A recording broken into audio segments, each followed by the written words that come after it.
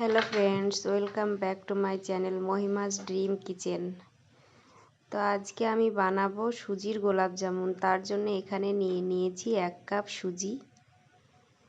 সুজিগুলাকে আমি ভালোভাবে ভেজে নেব।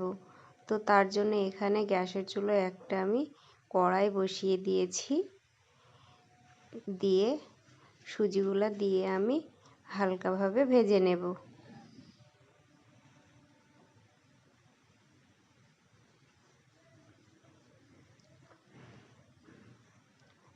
এইভাবে আমি নাড়াচাড়া করে হালকা করে ভেজে নেব। তো ভাজা হয়ে গিয়েছে। এবার এখানে দিয়ে দেব 2 কাপ মতো দুধ দিয়ে ভালোভাবে নাড়াচাড়া করে একটা ডো বানিয়ে নেব। তো আমি এখানে নাড়াচাড়া করে নিচ্ছি, দিয়ে একটা ডো বানাবো। তো দিয়ে দেব একটু লবণ, দিয়ে আবারও কিছুক্ষণ নাড়াচাড়া করে নেব। এইভাবে যখন কড়াই থেকে সুজিটা উঠে উঠে আসবে তখন ডোটা হয়ে গিয়েছে।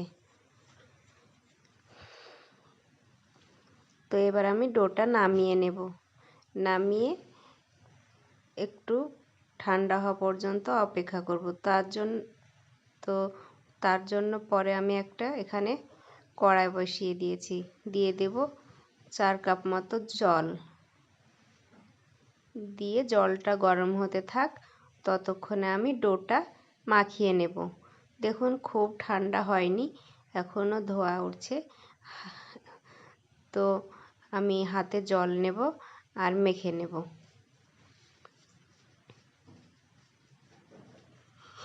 ডোটা মাখা হয়ে গিয়েছে। এবার আমি এটাকে 10 মিনিটের জন্য ঢাকা দিয়ে রেস্টে রেখে দেব।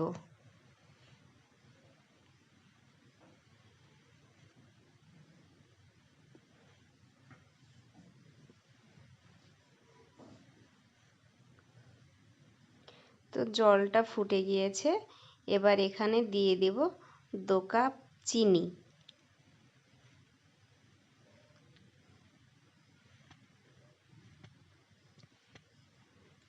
দিয়ে দেব ছোট এলাচ। দিয়ে ভালোভাবে জলটাকে ফুটিয়ে নেব, নিয়ে একটা সেরা বানিয়ে নেব। দেখুন সেরাটা ফুটে গিয়েছে। আমি খুব সেরাটা গাঢ় করব না, পাতলাই করব, তাহলে গোলাপ জামুনগুলো খুব ভালোভাবে ভিজবে। আর গাঢ় করলে সেরাটা গোলাপ জামুনের ভিতরে ঢুকবে না আর ভিজবেও না। তো সেরাটা হয়ে গিয়েছে। এবার এটাকে আমি নামিয়ে নেব। তো ঢাকা খুলে ডোটাকে আমি আবার একটু মেখে নেব। ভালোভাবে মাখবো, তাহলে গোলাপ জামুনগুলো ফাটবে না। তো এখান থেকে ছোট ছোট করে লেচি কেটে নিয়ে বলের মতো শেপ দিয়ে আমি গোলাপ জামুনগুলোকে বানিয়ে নেব। তো দেখুন আমি ঠিক এই রকমভাবে বানাচ্ছি। একটু এতে কোনো ফাটল থাকবে না, ক্র্যাক থাকবে না। ক্র্যাক থাকলে গোলাপ জামুনগুলো তেলে দিয়ে ভাজতে গিয়ে আরও ভেঙে যাবে। তো এইভাবে আমি সব গোলাপ জামুনগুলোকে বানিয়ে নেব।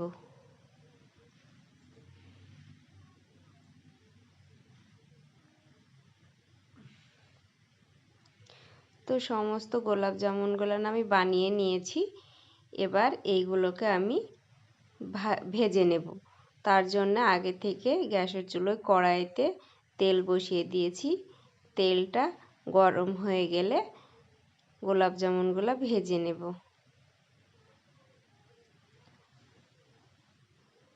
তো তেলটা গরম হয়ে গিয়েছে। এবার এক এক করে গোলাপ জামুনগুলো আমি দিয়ে দেব।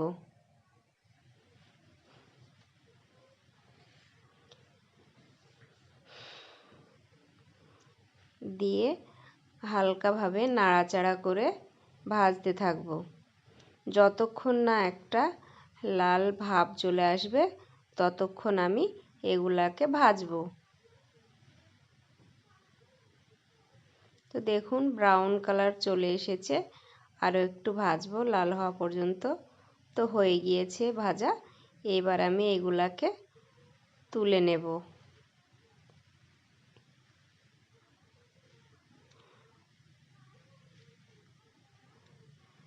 দিয়ে আমি যে শিরাটা বানিয়ে রেখেছিলাম সেটাতে দিয়ে দেব।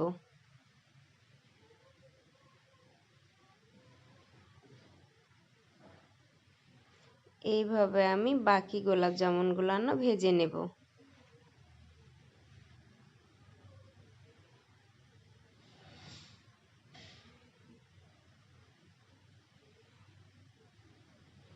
তা আমি সবগুলো ভেজে নিয়েছি, শিরাতে দিয়ে দিয়েছি। দেখুন এই শিরাটা পুরোটাই টেনে যাবে। তো আমি 20 মিনিটের জন্য ঢাকা দিয়ে রেখে দেব। এবার 20 মিনিট পর ঢাকা খুলে দেখে নেব গোলাপ জামুনগুলো কতটা ফুলেছে। দেখুন কতটা সফট আর নরম হয়েছে, একটুও শক্ত ভাব হয়নি। তো আপনারাও এইভাবে একবার বাড়িতে বানিয়ে দেখবেন, খুব ভালো হবে। তো আমার এই গোলাপ জামুন রেসিপিটা যদি আপনাদের ভালো লাগে তো আমার চ্যানেলটি লাইক, কমেন্ট, শেয়ার এবং সাবস্ক্রাইব করবেন। তাহলে এই রকম আরও নিত্য নতুন মিষ্টির রেসিপি দিতে আমি উৎসাহিত হব। বাই।